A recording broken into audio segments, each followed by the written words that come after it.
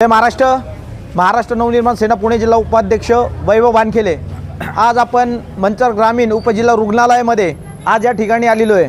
तर ग्रामीण रुग्णालयामध्ये ज्या काही समस्यांचा पाडा आहे आज मी तुमच्या समोर तो मांडत आहे। या ठिकाणी आल्यानंतर जे काही हॉस्पिटलचे अधीक्षक आहेत ते वारंवार गैरहजर राहतात। या ठिकाणी डोळ्यांचे डॉक्टर देखील आले नाही आहेत। त्याच्यानंतर दातांचे डॉक्टर हे 10:30च्या नंतर आलेले आहेत। सोनोग्राफी या विभागामध्ये खूप मोठ्या प्रमाणामध्ये गर्दी देखील आहेत। या ठिकाणी आल्यानंतर डॉक्टरांचं जे काही रुग्णांशी जे बोलणं आहे, जे वागणूक आहे ती खूप उद्धट प्रकारची आहे। या ठिकाणी पाहिल्यानंतर तुमच्या असं लक्षात येईल, खेड, आंबेगाव, जुन्नर, शिरूर म्हणजे उत्तर पुणे जिल्ह्यामध्ये सगळ्यात मोठं हॉस्पिटल उपजिल्हा रुग्णालय ते आहे तर मंचर या ठिकाणी आहे। हे फक्त नावालाच हे मोठं आहे, परंतु या ठिकाणी जर आपण पाहिलं तर समस्यांचा आपण पाडाच वाचू शकतो। त्याच्यानंतर ज्या ठिकाणी हे जे आहे पोस्टमार्टम रूम आहे त्याच्या बाहेर गेल्यानंतर खूप मोठ्या प्रमाणामध्ये कचऱ्याचा ढीग त्या ठिकाणी आहे। कमी 10 ते 12 दिवस झालेले आहेत। या ठिकाणी तो उचलला देखील नाही आहे।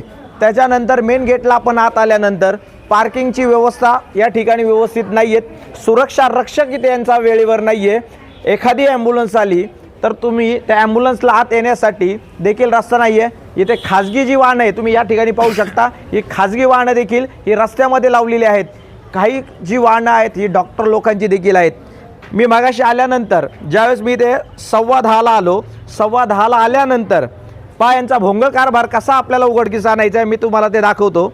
आल्यानंतर मी अधीक्षक आहेत यांना मी कॉल केल्यानंतर म्हटलं डॉक्टर साहेब तुम्ही कुठे आहेत? तर त्यांनी मला असं उत्तर दिलं, मी पुण्याला मीटिंगला आहे। त्याच्यानंतर मी त्यांना विचारलं तुमच्यानंतर या ठिकाणी कोणत्याही अधिकाऱ्यांनी चार्ज घेतलेला आहे?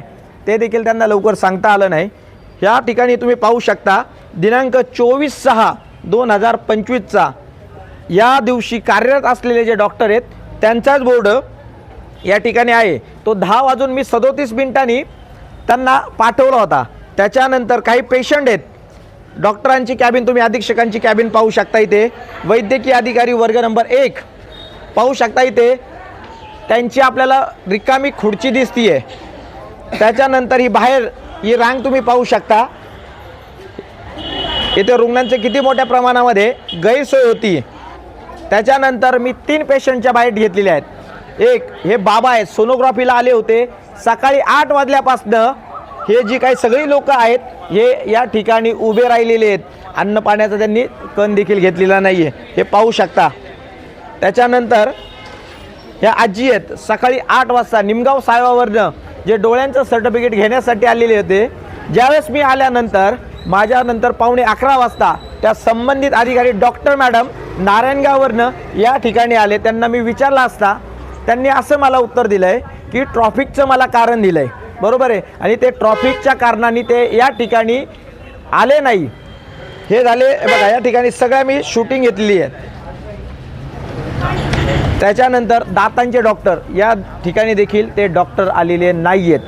आठवड्यातले 3 वार ह्या डॉक्टर लोकांना देण्यात येतात, तरी देखील ते टायमिंगवरती हजर नाही। यांचा कार्यालयीन टाईम सकाळी 10 ते 3 वाजेपर्यंत, 2 वाजेपर्यंत, 1 वाजेपर्यंत, 5 वाजेपर्यंत असे संबंधित जे काही डॉक्टर आहेत त्यांचा टायमिंग असून देखील ते त्यांच्या टायमिंगवरती हजर राहत नाही। या सर्व डॉक्टरांवरती जी काही कठोर कारवाई कोण करणार? या हॉस्पिटलला नक्की वाली कोण? तुम्ही या सर्व समस्या जे अधीक्षक आहेत त्यांना सांगितलं? अधीक्षकच त्या ठिकाणी नाही आहेत। त्यांना मी विचारलं तर ते बोलले मी मीटिंगला आहे। त्याच्यानंतर हे जे काही बाकीचे जे डॉक्टर आहेत, जे काही नवीन डॉक्टर आहेत त्यांना देखील त्यांनी मला ठोस असं उत्तर दिलेलं नाही आहे या ठिकाणी। मग हात चाललेला काय आहे? हा भोंगळ कारभार आहे। आपण आज सगळ्यांनी जाऊ, त्यांच्यानंतर जे काही अधिकारी असतील त्यांच्याशी तुम्ही प्रत्यक्षात विचारू शकता। अजून काही ज्या काही समस्या आहेत त्या आपल्याला डायरेक्ट कॅमेऱ्यामध्ये आपण शूट करू शकतो। याच्या अगोदरचे सगळे ठोस पुरावे, सगळ्या बाईट माझ्या मोबाईलमध्ये आहेत। मी याच्यावरती जर संबंधित अधिकाऱ्यांनी लवकरात लवकर जे उपाययोजना जर केल्या नाही तर महाराष्ट्र नवनिर्माण सेना 8 दिवसात संबंधित जे काही अधिकारी अधीक्षक आहेत त्यांच्या खुर्चीला महाराष्ट्र नवनिर्माण सेनेच्या वतीने आम्ही हार घालू। आणि एवढं बोलून मी या ठिकाणी थांबतो। जय हिंद, जय महाराष्ट्र। मी रमेश खान पठाण, महाराष्ट्र नवनिर्माण सेनेचा पुणे जिल्हा उपाध्यक्ष जनहित कक्ष। इथं सरकारी दवाखान्यात आल्यानंतर उपजिल्हा रुग्णालयात आल्यानंतर इथं जे रुग्णांची आम्ही सुविधा बघतोय, जिथं आंबेगाव, जुन्नर, खेड, शिरूर, पारनेर लांबच्या ठिकाणी रुग्ण इथं येतात आहे, यांना सुविधा भेटत नाही आहे. तर मग एवढं मोठं उभं करून त्याला काय उपयोग आहे? याच्यासाठी इथं एवढे डॉक्टर अवेलेबल केलेले, इथं दातांचे डॉक्टर आत्ता अवेलेबल नाही आहे, डोळ्यांचे डॉक्टर आत्ता इथं अवेलेबल नाही आहे. मग हे दवाखाना चालू कशासाठी ठेवलेला आहे?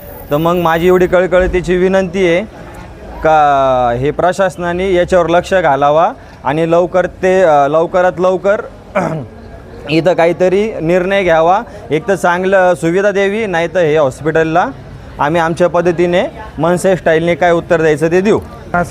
शहराध्यक्ष, इथं ग्रामीण रुग्णालयात आल्यापासून पाहिलं तर वाहतुकीचं काही नियोजन नाही, कुणी पण कसं पण गाड्या लावतंय. इथं PM च्या तिथं कचराचे साम्राज्य आहे, लोकांची गैरसोय आहे काहीच इथं. आणि इथं जिथं केस पेपर फाडतात तिथं पण पाण्याचं त्याचं दुर्गंधी आहे, तुम्ही पाहू शकता. जय महाराष्ट्र. तुमचा फ्लॅट, घर, बंगला, व्यापारी गाडे, दुकान, जागा, शेतजमीन, प्लॉट्स विकायचे आहेत का? विकायचे असतील तर आजच आमच्याशी संपर्क साधा. स्थावर मालमत्ता खरेदी विक्रीसाठी आंबेगाव तालुक्यातील विश्वसनीय नाव म्हणजे सीता प्रॉपर्टीज. आमची वैशिष्ट्ये: जलद व्यवहार, तुमच्या प्रॉपर्टीजची योग्य किंमत, मालक व ग्राहक यांच्यात समोरासमोर पारदर्शक व्यवहार. आमचा संपर्क 79 72 82 24 33 आणि 77 09 72 21 38.